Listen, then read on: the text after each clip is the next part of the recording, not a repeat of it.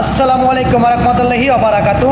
আজকে আমার লাইভে আসার একটাই উদ্দেশ্য, অবশ্যই সবাই জানেন আগামীকাল 13 তারিখে আওয়ামী লীগ থেকে লকডাউন ঘোষণা করছে।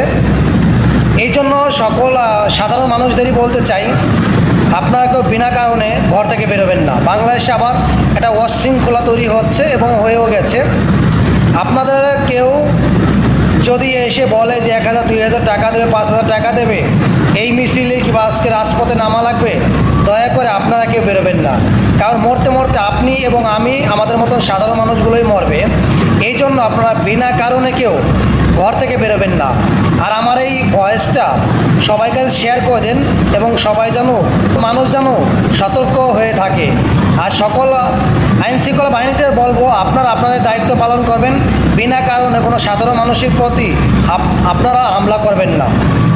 আর এই বাংলাদেশে আসেন সবাই আমাদের আত্মীয় স্বজন। আমি একজন প্রবাসী হিসেবে সবাইকে সতর্কবার্তা দিচ্ছি, আপনারা সবাই সতর্ক হয়ে থাকবেন। বিনা কারণে ঘর থেকে কেউ বেরোবেন না।